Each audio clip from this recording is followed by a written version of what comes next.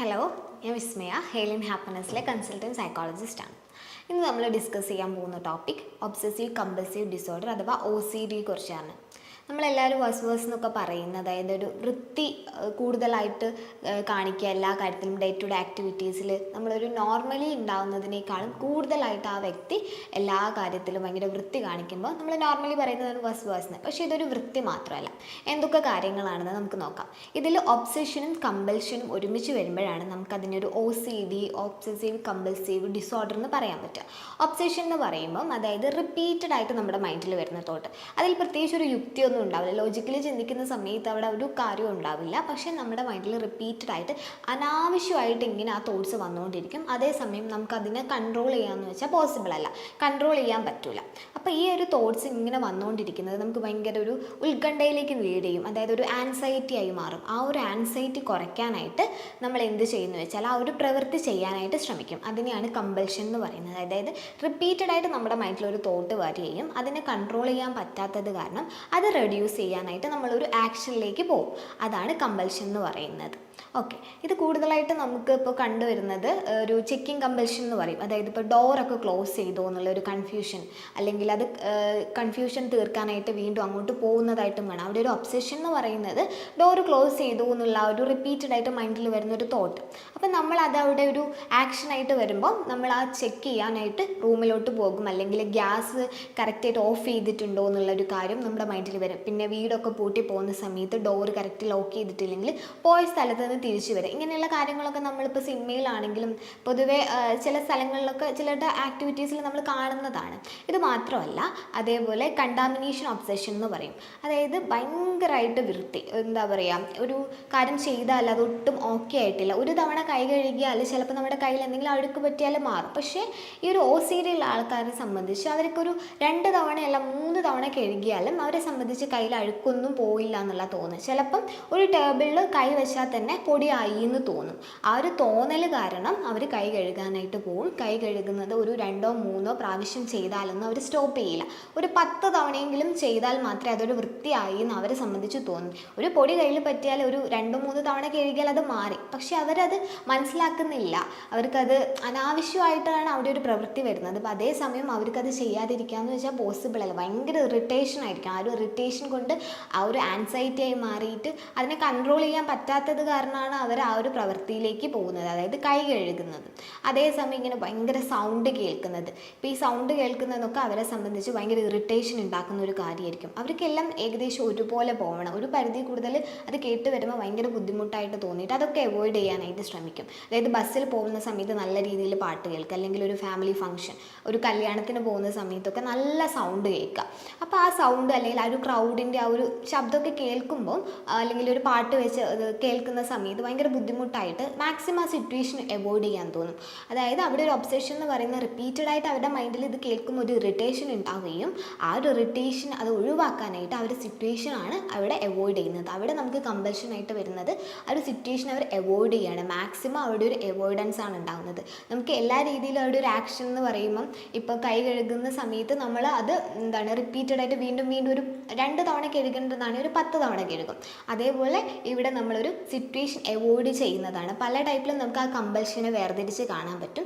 Obsession മാത്രമുള്ള കേസും നമുക്ക് കാണാൻ പറ്റും. പക്ഷേ കൂടുതലായിട്ടും OCD എന്ന് പറയുമ്പോൾ അവിടെ ഒരു കമ്പൽഷനും അവിടെ ഒരു ആക്ഷനായിട്ട് നമുക്ക് കാണാൻ പറ്റും. വെറും ഒരു തോട്ട്സ് മാത്രമാണെങ്കിൽ അതൊരു ഒബ്സഷനാണ്. അന്നിങ്ങനെ നമുക്കതിനെ മനസ്സിലാക്കാനായിട്ട് പറ്റും. ഇതുപോലെ നമുക്ക് വേറൊരു സിംറ്റമായിട്ട് കാണുന്നത്, ഇവരിങ്ങനെ ഒരാവശ്യമല്ലാത്ത, നമ്മൾ ചിന്തിക്കുന്ന സമയത്ത് അത് അനാവശ്യമായിട്ടായിരിക്കും കൊണ്ടു നടക്കുന്നത്. അതിൻ്റെ പർപ്പസ് കഴിഞ്ഞിട്ടുണ്ടാകും. ഒരു സിഗ്നിഫിക്കൻ്റ് ആയിട്ടുള്ള ഒരു കാര്യം അവിടെ ഉണ്ടാവില്ല. ഒരു സാധനം നമ്മൾ ചെറുപ്പത്തിൽ എങ്ങാണ്ട് ഒരു മാങ്ങ പറിച്ചത് ആ ഒരു കല്ലുകൊണ്ടായിരിക്കും, അല്ലെങ്കിൽ മാങ്ങയ്ക്ക് ഒരു കല്ലെടുത്ത് എറിഞ്ഞിട്ടുണ്ടാവും. പക്ഷേ ആ കല്ല് നമ്മളിപ്പോഴും സൂക്ഷിച്ച് വെക്കുന്നത്. അതുപോലെ പണ്ടെങ്ങാൻ ഉപയോഗിച്ച എന്തെങ്കിലും ഒരു മുത്ത്, ആ മുത്തിൻ്റെ ഉപയോഗം കഴിഞ്ഞിട്ടുണ്ടാകും. അതിപ്പോൾ നമുക്കൊരു ആവശ്യം ഉണ്ടാവില്ല. പക്ഷെ അങ്ങനത്തെ കാര്യങ്ങളൊക്കെ അവിടെ ഈ തോട്ട്സാണ്. അതിങ്ങനെ കരുതി വെക്കണം എന്നുള്ള ഒരു തോട്ട്സ് കാരണം അതൊക്കെ അവിടെ ഹോൾഡ് ചെയ്തുകൊണ്ട് വെക്കുക. അത് നല്ല എന്താണ്, അവർ ഭയങ്കര പ്രഷ്യസ് ആയിട്ട് കൊണ്ട് നടക്കുന്ന കാര്യമായിരിക്കും. ഇത് നമുക്ക് എല്ലാ രീതിയിലും ജനറലൈസ് ചെയ്യാൻ പറ്റില്ല. കാരണം ചിലർ ആ ഒരു സാധനത്തോടുള്ള ഒരു ഇമോഷണൽ കണക്ഷൻ്റെ ബേസിൽ കൊണ്ട് നടക്കുന്നുണ്ട്. ചിലപ്പോൾ നല്ല കാർഡ്സ് ആയിരിക്കും, അല്ലെങ്കിൽ എന്തെങ്കിലും നമുക്ക് ആരും ഗിഫ്റ്റ് ചെയ്തതായിരിക്കാം, അല്ലെങ്കിൽ ഏതെങ്കിലും ഒരു മൊമെൻറ്റിൽ ആരെങ്കിലും നമ്മളോട് പറഞ്ഞ എന്തെങ്കിലും കാര്യം അത് സംബന്ധിച്ചിട്ടുള്ള എന്തെങ്കിലും ഒരു ഗിഫ്റ്റോ എന്തെങ്കിലും ഒരു സാധനമൊക്കെ ആണെങ്കിൽ നമ്മളത് കൊണ്ടുവയ്ക്കും. അത് അതിനോട് നമുക്കൊരു ഇമോഷണൽ കണക്ഷൻ അറ്റാച്ച്മെൻ്റ് ഉണ്ട്. അതല്ലാതെ ഒരു കാര്യവും ഇല്ല, അനാവശ്യമായിട്ട് ഒരു കാര്യം ഇങ്ങനെ നമ്മൾ സൂക്ഷിച്ച് വെക്കുന്നുണ്ടെങ്കിൽ അതും OCDയുടെ ഒരു ഭാഗമാണെന്ന് നമുക്ക് മനസ്സിലാക്കാനായിട്ട് പറ്റും. അതുപോലെ ഒരു റിലീജിയസ് തോട്ടിൻ്റെ ബേസിലാണെങ്കിൽ ഇപ്പോൾ അമ്പലത്തിലൊക്കെ ഒരു പ്രദക്ഷിണം വെക്കുവാണെങ്കിൽ ഒരു 5 തവണ വെക്കേണ്ടതായിരിക്കും. പക്ഷേ ഇവർക്കൊരു ഡൗട്ട്, ഞാൻ 5 തവണ വെച്ചിട്ടില്ല എന്ന് കരുതിയിട്ട് ഒരു 10 തവണ വീണ്ടും കറങ്ങാനായിട്ട് ശ്രമിക്കും. അതുപോലെ പ്രാർത്ഥിക്കുന്ന സമയത്താണെങ്കിലും വൃത്തിയായിട്ടില്ല എന്ന് കരുതിയിട്ടൊക്കെ വീണ്ടും കുളിക്കാനായിട്ട് ശ്രമിക്കുക. അതേപോലെ ഇപ്പം നിസ്കരിക്കുവാണെങ്കിലും അപ്പം അത് കറക്റ്റായിട്ട് ചെയ്തിട്ടില്ല എന്ന് കരുതിയിട്ട് വീണ്ടും വീണ്ടും ചെയ്യാനായിട്ട് ശ്രമിക്കുക. അങ്ങനെയുള്ള റിലീജിയസ് ഒബ്സെഷനും നമുക്ക് കാണാൻ പറ്റും, അതിൻ്റേതായിട്ടുള്ള കമ്പൽഷനും നമുക്ക് കാണാൻ പറ്റും. അതുപോലെ നമുക്ക് കാണാൻ പറ്റുന്നതാണ് ഇപ്പം കുളിച്ചിട്ട് നേരത്തെ കണ്ടാമിനേഷൻ ഒബ്സെഷനിൽ നമ്മൾ പറഞ്ഞതുപോലെ കുളിക്കുന്ന സമയത്ത് ഇപ്പോൾ വൃത്തിയായില്ല എന്ന്, കൈ കഴുകുന്നത് പോലെ കുളിച്ചിട്ട് വൃത്തിയായില്ല എന്ന് തോന്നിയിട്ട് ആ ആൾ ഒരു 10 തവണയെങ്കിലും ഡെയിലി കുളിക്കാനായിട്ട് ശ്രമിക്കും. അതായത് അയാൾക്ക് തന്നെ അറിയാം ഞാൻ കുളിച്ചിട്ട് വൃത്തിയായിട്ടില്ല എന്ന്. അപ്പോൾ വീണ്ടും വീണ്ടും കുളിക്കാനായിട്ട് അയാൾ ശ്രമിക്കും. ഇപ്പോൾ ടൈം തന്നെ ഒരു ഡെയിലുള്ള പകുതി സമയം അല്ലെങ്കിൽ 3/4 ഭാഗവും കുളിക്കാനായിട്ട് പോകും.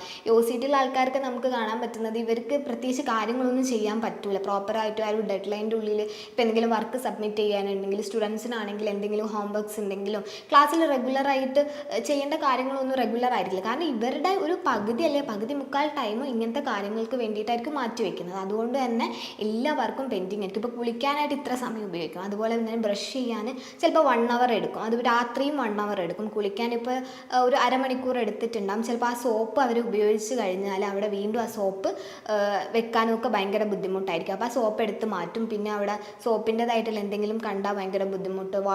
വാഷ്റൂം അല്ലെങ്കിൽ ബാത്റൂമൊക്കെ എപ്പോഴും ക്ലീൻ ആയിരിക്കണം. ക്ലീൻ ആയിട്ടില്ലെങ്കിൽ അത് ഒന്നും കൂടെ ക്ലീൻ ആക്കി എന്നിട്ടും വൃത്തിയായിട്ടില്ല തോന്നിയിട്ടുണ്ടെങ്കിൽ വീണ്ടും ക്ലീൻ ചെയ്തിട്ടൊക്കെ കുളിക്കാൻ തന്നെ റെഡി ആവത്തുള്ളൂ. അതുപോലെ ഫ്ലോറ്, അതുപോലെ നമ്മുടെ വോളൊക്കെ ആണെങ്കിൽ കുറച്ച് എന്തെങ്കിലും ചളി പറ്റിയാലൊക്കെ ഇവർക്ക് ഭയങ്കര ഇറിറ്റേഷൻ ആയിരിക്കും. ആ ചുമരാണെങ്കിൽ ആ ഒരു വെള്ളം ഉപയോഗിച്ച് കഴുകാനൊക്കെ ആയിട്ട് ശ്രമിക്കും.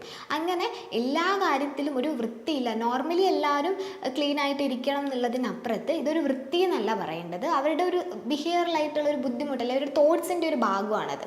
ഒരുപാട് അവരുടെ മൈൻഡിലോട്ട് ഇങ്ങനെ തോട്ട്സ് കടന്നു വരികയും വൃത്തിയായിട്ടില്ല എന്ന് തോന്നിയിട്ട് ആ ഒരു ഇറിറ്റേഷൻ ഒരു ആൻസൈറ്റി ആയി മാറിയിട്ട് അവർ ആ പ്രവൃത്തി മാക്സിമം ആ ഒരു തോട്ട്സ് അവോയ്ഡ് ചെയ്യാനായിട്ട് ആ പ്രവൃത്തിയിൽ ഏർപ്പെടുന്നതാണ് OCD എന്ന് പറയുന്നത്. അതുപോലെ നമുക്ക് കാണാവുന്ന വേറൊരു സിംറ്റംസ് എന്ന് പറഞ്ഞാൽ ഇവർ ഇപ്പോൾ അമ്പലത്തിൻ്റെ മുന്നിൽ കൂടെയൊക്കെ പോവുകയാണെങ്കിൽ ഇവർ മൈൻഡിൽ ഇങ്ങനെ തോട്ട്സ് വന്നുകൊണ്ടിരിക്കും. ഇപ്പോൾ എന്തെങ്കിലും ഭഗവാൻ എന്തെങ്കിലും തെറി വിളിക്കുക എന്നൊക്കെ ഉള്ളത് ആ ഒരു ടെൻഡൻസി കാരണം എന്തെങ്കിലും തെറി വിളിച്ചു പോകും. പക്ഷേ ആ തെറി വിളിച്ചതിന് ശേഷം ഭയങ്കര റിഗ്രറ്റ് ആയിരിക്കും, അയ്യോ ഞാൻ ചെയ്തത് എന്തോ തെറ്റാണ്. അപ്പോൾ അങ്ങനെ വിളിക്കാൻ പാടില്ല എന്ന് കരുതിയിട്ട് പിന്നെ അതിനുള്ള കുമ്പസാരങ്ങളായി. അപ്പോൾ അത് അവരുടെ മൈൻഡിൽ ഇങ്ങനെ വന്നുകൊണ്ടിരിക്കുന്ന തോട്ട്സാണ്. അതുപോലെ തന്നെ ഇപ്പോൾ ഡോഗ് ഒറ്റ അടുത്തൂടെ പോയിട്ടുണ്ടെങ്കിൽ അത് എന്തോ ചെയ്ത് എന്നുള്ളത് കാരണവും അവർക്ക് ആ ഒരു തോട്ട്സ് കാരണം അവർ മുന്നേ തന്നെ അതിനൊരു പ്രിവെൻഷൻ മെത്തേഡ് എന്നുള്ള വാക്സിനേഷനൊക്കെ എടുക്കാനായിട്ട് പോകും. ചിലപ്പോൾ വാക്സിൻ എടുത്തതായിരിക്കും, പക്ഷേ വീണ്ടും എടുക്കാനൊക്കെ ആയിട്ടുള്ളത് പോകും. ആ രീതിയിലും നമുക്ക് ഒബ്സെഷനെ അല്ലെ OCDനെ നമുക്ക് കാണാനായിട്ട് പറ്റും. ഇത്തരം കേസുകളൊക്കെ നമുക്ക് നോർമലി കാണുന്നത് ചിലപ്പോൾ ചെറിയ സിംറ്റംസ് ഒക്കെ നമ്മൾ കാണുമ്പോൾ അതൊന്നും ഒരു OCD എന്ന് പറയാൻ പറ്റില്ല. കാരണം ഒരു വൃത്തി എന്നുള്ളതിനപ്പുറത്ത് ആ ആളുടെ ഡേ ടു ഡേ ലൈഫിനെ നല്ല രീതിയിൽ നെഗറ്റീവായിട്ട് ബാധിക്കുന്നുണ്ടോ നോക്കുക. അയാൾക്ക് പ്രോപ്പറായിട്ട് അയാളുടെ ആക്ടിവിറ്റീസ് ഒന്നും ചെയ്യാൻ പറ്റുന്നില്ല, മുഴുവൻ സമയവും ഇങ്ങനത്തെ ഓരോ കാര്യങ്ങളിലാണ് ടൈം സ്പെൻഡ് ചെയ്യേണ്ടത്. ആൾക്ക് വൃത്തിയായി എന്ന് തോന്നില്ല, ആൾക്ക് പല തോട്ട്സ് ചെക്ക് ചെയ്യണമെന്ന് തോന്നുക, അല്ലെങ്കിൽ ഇങ്ങനത്തെ റിലീജിയസ് ഒബ്സെഷൻ വരുക, അല്ലെങ്കിൽ കുറേ കാര്യങ്ങൾ ആവശ്യമില്ലാത്ത കാര്യങ്ങൾ ഇങ്ങനെ ശേഖരിച്ചുകൊണ്ട് വരിക. പിന്നെ എന്തെങ്കിലും കാര്യങ്ങൾ ഇങ്ങനെ കരുതി വെക്കുന്ന സ്വഭാവം എല്ലാം എപ്പോഴും ഒരു ഭയങ്കര പെർഫെക്ഷൻ ആണെന്നും അയാൾക്ക് തോന്നുന്നുണ്ടെങ്കിൽ നമുക്ക് പറയാം ഇയാൾക്കൊരു OCD ഉള്ളതാണെന്ന്. ഒരു കേസ് ഞാൻ പറയാം.